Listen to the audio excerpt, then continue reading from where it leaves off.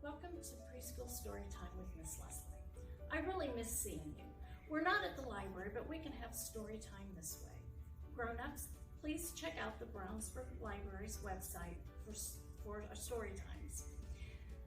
After the stories, please check the links below for other fun activities.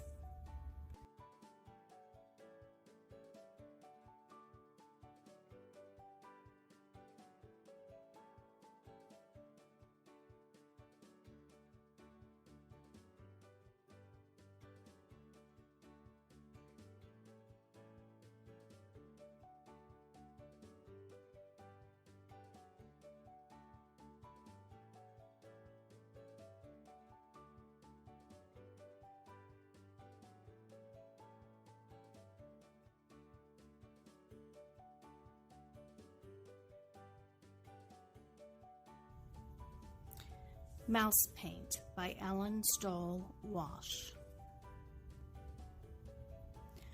Once there were 3 white mice on a white piece of paper. The cat couldn't find them. One day while the cat was asleep, the mice saw 3 jars of paint, 1 red, 1 yellow, and 1 blue. They thought it was mouse paint. They climbed right in. Then 1 was red, 1 was yellow, and 1 was blue. They dripped puddles of paint into the paper.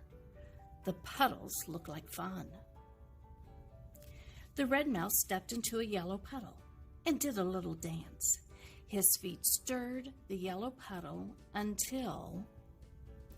"Look," he cried, "red feet in a yellow puddle makes orange." The yellow mouse hopped into a blue puddle. His feet mixed and stirred and stirred and mixed until...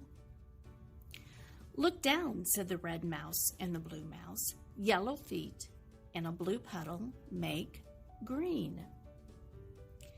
Then the blue mouse jumped into the red puddle. He splashed and he mixed and he danced until... "Purple," they all shouted. "Blue feet in a red puddle makes purple." But the paint got their fur all sticky and stiff. So they washed themselves down to be nice, soft white and painted the paper instead. They painted 1 part red and 1 part yellow and then 1 part blue. They mixed red and yellow to make an orange part, yellow and blue to paint a green part, and blue and red to paint a purple part. But they left some white because of the cat. The end.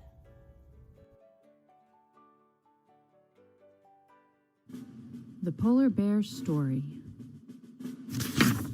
Once upon a time, there was a beautiful white polar bear who decided to go for a walk. And on this walk, he met a beautiful young girl with hair as blonde as the sun. The beautiful polar bear began to wonder what he would look like with blonde hair, so he shut his eyes tightly and wished very hard for blonde hair. Amazing! A blonde polar bear. Oh my goodness. Do you know what the little girl shouted when she saw the polar bear's new blonde hair? Polar bear, you're a sight. Your color was right when you were white." But the polar bear became very sad. He thought the little girl would like his new blonde hair. So he continued on his journey and began to think about his problem. As the polar bear was walking, he caught a new scent in the air. What did he smell?